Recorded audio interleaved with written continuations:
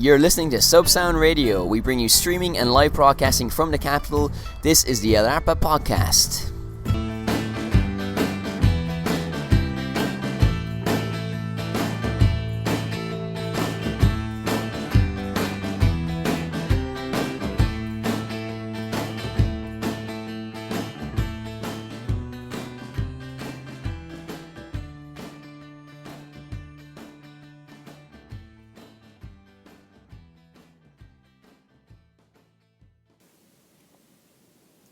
Welcome to the second podcast of 2017.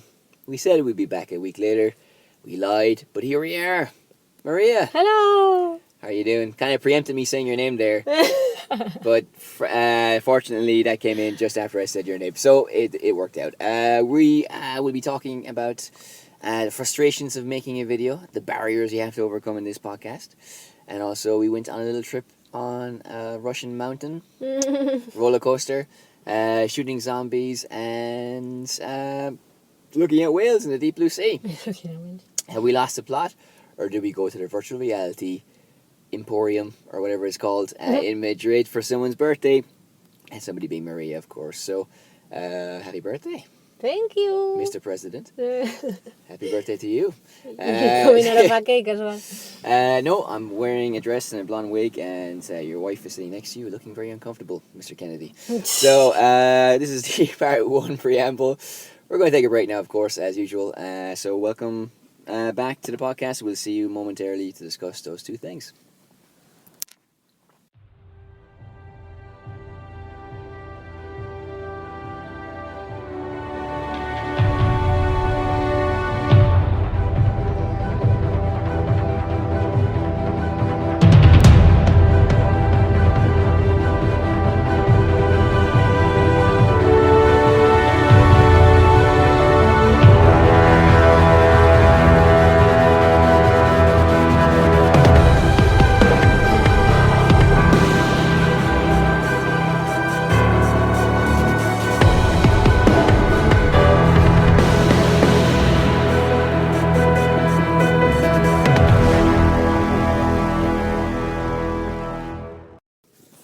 Well, you know I was in Amsterdam, so I went to see the Marilyn Monroe exhibition. That's why this kind of came up. I'm sorry, I'm getting a little bit of heat here between the parts. 2 months later, we're still talking about Amsterdam. All right, okay, whatever. Well, it's a continuation linking to the first podcast. So, happy birthday. Thank you. Are you having a good time? I'm having a great time. I heard you got some great presents. Wonderful presents. Colorful presents. Yes. So we went to we went bowling on Monday. We did. Yep, it was pretty good, right?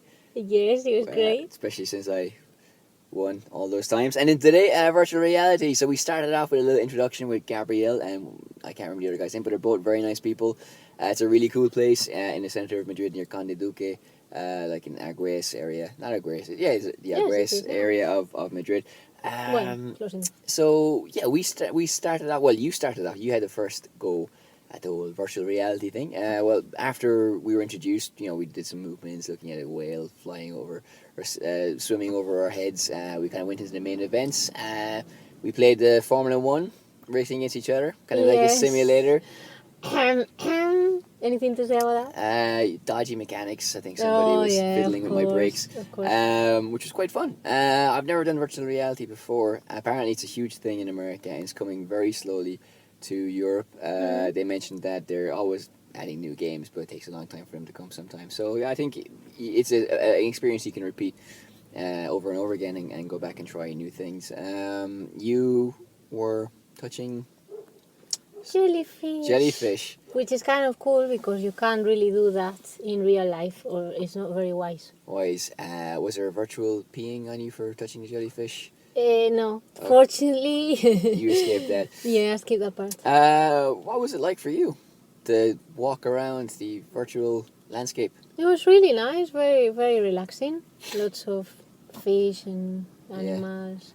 Was it counterintuitive, or did it make sense, your movements? You want to go over there, you go over there?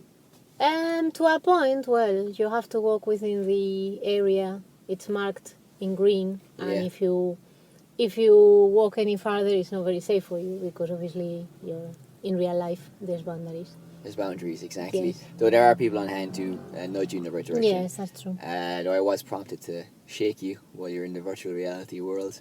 Yes, when I was at the top of a mountain, thank you very much. You really freaked me out. It's mad because once you put on the visors, it's like you are just there and you're just in your little world. And then there's, watching someone do it is as fun as doing it, I think, because you're just kind of doing your thing and they're just kind of hanging around reading a newspaper. You kept walking your mobile trying to find the remote. Which was entertaining. When I was shooting? Yeah. Oh, yeah. He said, oh, yeah, I heard him say, be when careful. you were trying to reload your Well, yeah, that was fun. It was like being a Tomb Raider person, but a man, obviously. So you had these robots coming to destroy this crystal that you had to protect. We're so excited. We're literally like mixing all the experiences. It was a blast. Yeah, it's supposed to last 45 minutes. You can buy bonos or like passes on Groupon, and I don't know if you've not discovered Groupon, you should get on that. I've been. It's the place to be. Yeah, I've been really enjoying it since December. It's just mad, brilliant. It's great. I mean, we were talking about conservative politicians in this podcast and Brexit and jellyfish, and it's nice to escape those negative things and just go to a virtual reality place. I think in the spirit of great podcasts, just talk about shite basically, and this is kind of forming part of that. So I would give it a 10 out of 10. I would definitely go back there. Would you repeat the experience? Yeah, lovely. Would you do the same things, or would you? No, well, I think it's best to try all the things because then you learn to like what things you like most, or where you like moving a lot, or where you like shooting things. Or Exactly. It's really cool. Very good. Okay, so virtual reality, probably better than actual reality. Yet here we find ourselves again, back in it. So we've been making a movie. Don't look sad. So we have a movie coming out next week, which is a short video on food. I was going to say we have a movie going out next week. Premiered in Callao Cinemas. Well, a guy who was a good guy. He's a good person. He's also a good editor. He told me he's editing his first feature film. So that's why it was in my head, I think. So go Jose. But we were editing our video, which we've been doing for a few months now, and this is the latest one to hit the shelves. I think we're going to upload it on Friday. And so yeah, well, I'll start with this. So basically, why not? We've made different videos. I think we prefer making videos for ourselves because it's just we are the bosses and there's no kind of people waiting on stuff, which is just normal life. That's normal business. People waiting for results. Yeah. But it's annoying as fuck, basically. And sometimes, we did it for other companies before, and it's gone well, more or less. Obviously, a bit of back and forth. Some maybe comments. That sounds very it's like I'm being there were some comments, there was an incident. No, but people have feedback and you act on it, and it's all cool, it's all kosher, it's all above board. It's not a problem. But with this one, we had a bit of a problem, and we're not saying this. We're not explaining about this because we want to be bad people, obviously. Because that's another podcast. We're going to record later after hours. But no, just I think if you're making movies and for other people, and you haven't experienced this yet, or you have experienced it, then it's you can empathize. If you haven't experienced it, then it's coming, and you can kind of hear about our comments about it as well. I think it wasn't that big a deal. It wasn't. I think what we learned from it, or what I think we have learned from it, is that make sure that they know what they want, because we always know what we want because we're professional like that. But make sure they know what they want, because they don't know they don't know that they haven't told us that. So I think very often when they're not used to having videos made about their product, they just don't know how to ask or how to say it. And then after it's been made, it's kind of like, oh, I didn't want that happening.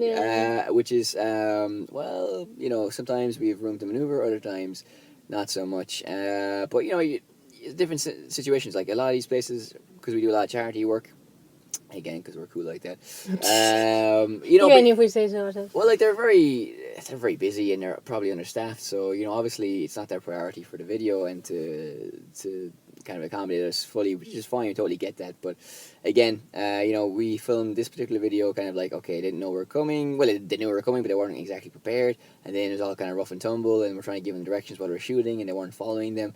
And then, you're kind of like adapting in the process, which is fine because that's what life is, and that's what great art is. No, it's what but you have to adapt, and you have to kind of roll with the punches, and kind of just take the best of the situation and make the best video that you can do. But that doesn't mean you have the right afterwards then to kind of say, well, we wanted this instead, because the proper structures weren't in place. But I think what we... Or at least show your appreciation as well. Well, exactly.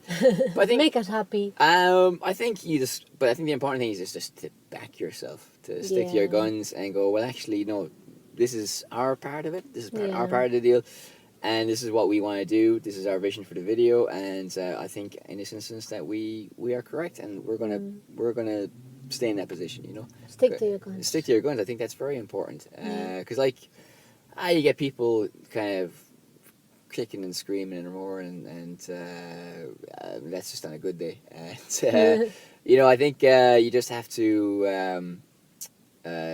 kind of ignore it a little bit. I think if you set out to do something, have a clear vision of what it is. If someone comes back to you with something, take it on board. Maybe you don't have to agree with it. Listen to it. Maybe in the future it might make sense. You might act on it, or maybe you just disregard it forever, and it'll always be there. You'll always remember it, but you'll never actually act on it because it was never useful for you or applicable to you. But look in the mirror and go, is this true? Could I use this? Could this be better? And if the answer is actually no, I'm gonna continue on this way, then continue doing it. Because why not? It's the whole art of it is kind of just expressing yourself, like from the editing, from the production, and from standing your ground. So never be afraid to back yourself. I think that's great advice. Very, very inspiring. No, I think I agree. I think, well, in that respect, I think you're better at sticking to your guns, and I'm learning from that because, well, I think people I'm more of a dick, to be honest with you, but. Why? No, just keep talking, though. That's obviously not what I meant. But no, I think that's the right attitude to have. You have to be firm. I mean, it's nice enough, accommodating some minor changes and things like that. But well, sometimes like you say in Spanish, you give people the hand and they take the full arm, which give them an inch to take a mile. Exactly. Walk around in someone's shoes. Then you're a mile away with their shoes. Yeah. The Green Mile, great movie. I'm getting lost, but you know what I mean. People always want to take advantage and take it farther and. No, it's just it's like The Office. It's a great comedy, but it's based on the fact that there's somebody in this job who shouldn't be in this job, and that's not what we're saying here. But there are a lot of people who, they might have positions in general, but that doesn't mean you have to religiously follow what they say or just kind of bend. I think a lot of cases you got to push back. And make sure even if they're completely right, I think it's fair enough to kind of maybe wait, don't give in straight away, and get some kind of concessions as well, because otherwise, I think that is true. It is human nature to go, well, we got this much, this is easy. We're going to keep getting things, and also as well because it's free, the service that we're offering for charities. I think there's an element of they think that. I don't know, we're just young guns or not so young guns, looking for an opportunity. And it's just because we look young, because obviously we're very experienced people. And I was I was clean shaven the day we filmed, so that took years off me. Yeah, that's it. I look 7, but no, but it's just I think you have to. If it's free to think, okay, these guys are cowboys, or we can, we don't take it seriously, but here's the land. We are serious about the videos that we're making, for example.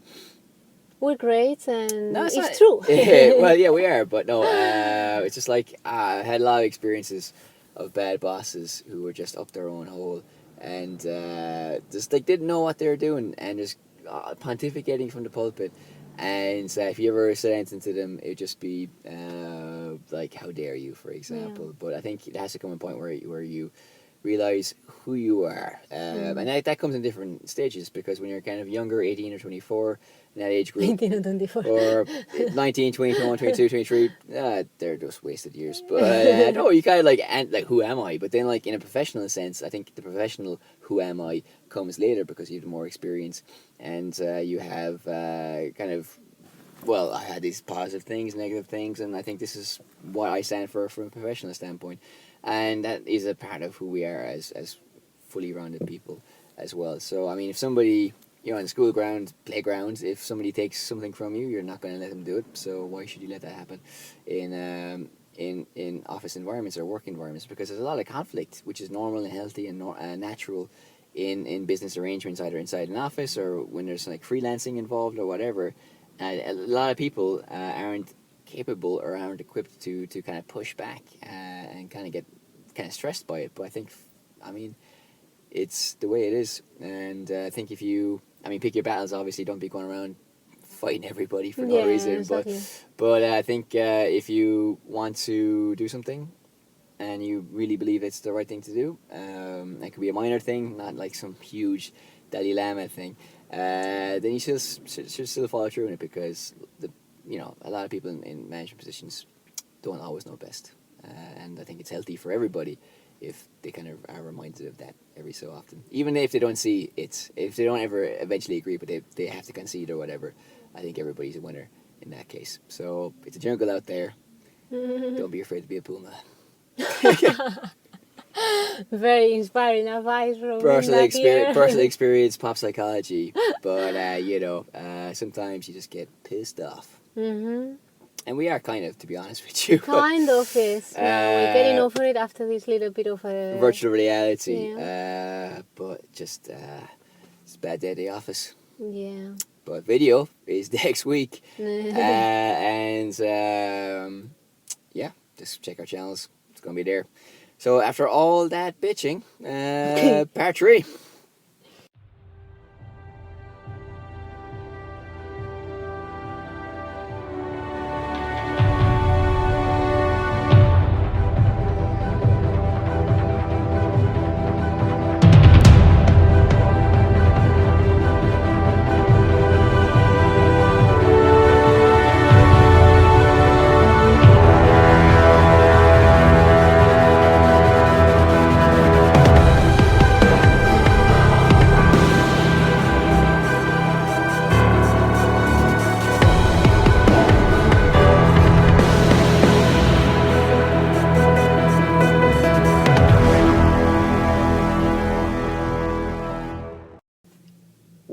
I feel cleansed, more positive, more zen after that. Yeah, I'm completely one with myself.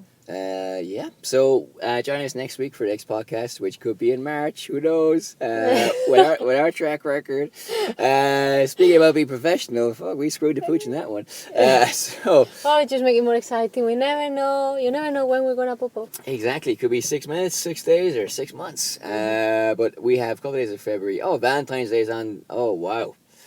We don't play music, but if you have any requests, we'll play. Power of Love by Celine Dion or Whitney Houston, one of those people. And I will sing it personally. Yeah, sure. And then St. Patrick's Day in March, but we'll be talking to you in between that.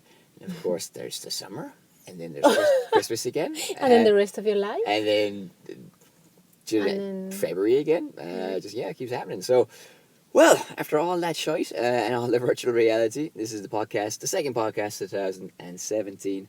Signing off for not the last time, but for this time. Enda. And Maria. Bye. Bye. You're listening to Subsound Radio. We bring you streaming and live broadcasting from the capital. This is the El Arpa Podcast.